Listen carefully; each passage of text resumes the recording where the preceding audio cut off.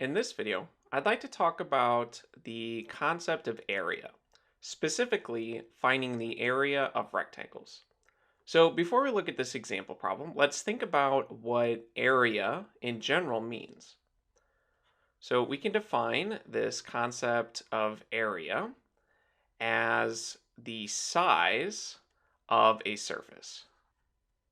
And another way to word this is that area is the amount of flat space that something takes up. So maybe the space that a table or a wall or a floor might take up.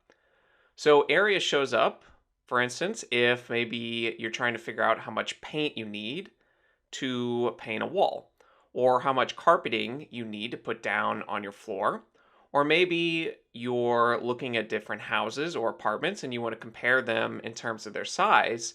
Area is what you would use to do that. You would look at how much square footage or how many square meters the house or apartment actually has. So the mathematical concept of area is fairly simple once you get the hang of it. When you have some type of rectangle or square or really any other flat shape, you can ask yourself, how many little squares can we put inside of this bigger shape? So we're going to be looking at what are known as unit squares. And a unit square is just a square where each side has length 1. So again, we call this a unit square. And we're going to see how many of these we can fit inside a bigger shape. So the area of this unit square, we would say has 1 square unit, where our unit could be any unit we want. It could be feet, it could be meters, centimeters, kilometers, miles, whatever we want there. And one of the main reasons we have a square unit is that this involves multiplication. We are multiplying units by units, and so we get units squared. So let's look at a simple example. Let's say we have a square, and each side of the square has length 2, and we'll say it has 2 meters for each of these sides, and we can just write that as 2m. And to find the area of this square, what we're going to do is break this square up into tiny squares, or essentially into unit squares. So we need to figure out how many unit squares can fit inside this square. And to do that, we're going to take each side length and just break it up into units, into 1, or lengths of size 1. So this total side length has length 2, so if we cut it in half, then each of these lengths here is now length 1 meter. And we'll do the same thing here. We'll split this in half, so that again, each of these side lengths now, here, here, here, and here, these are all length 1 meter. So we do this because now notice this is a unit square. In fact, if you count them, we have 4 of these unit squares. So since we can count up 4 unit squares, we would say that the area of this square is 4 square meters. Since each of these is 1 square meter, you have 1 meter for its length and 1 meter for its width, so its area would be 1 square meter.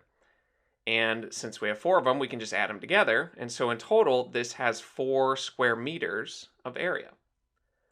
Now let's look at a slightly more difficult problem. We're just going to look at a rectangle now. So let's say we have a rectangle of length 3. Let me switch colors here. And we'll use feet this time. And we'll say its width has length 2. So again, we're going to figure out how many unit squares we can fit into this. Now this time our unit is feet, so we're going to see how many square feet we can fit into this.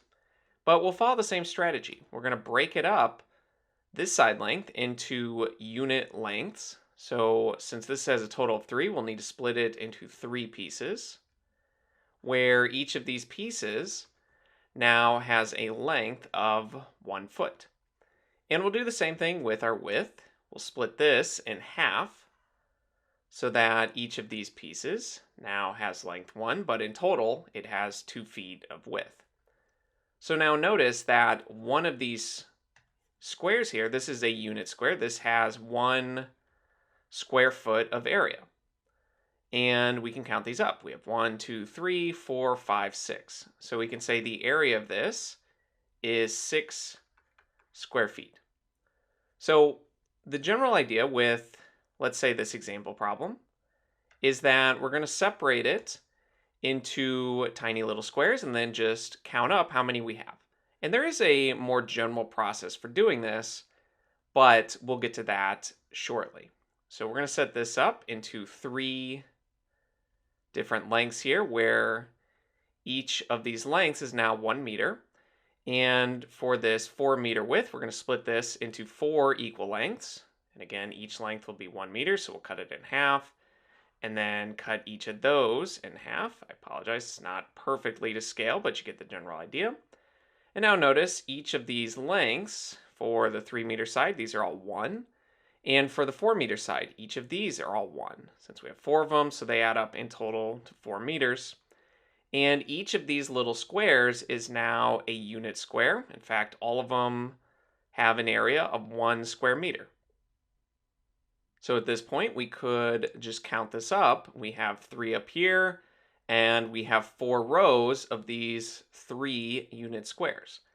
And counting them up, you can see there are 12, or notice you can just multiply 4 times 3 to get 12.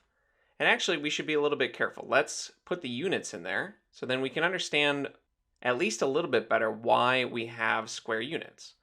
So we have 4 meters times 3 meters, so 4 times 3, that's 12, and meters times meters, we're going to write as meters squared.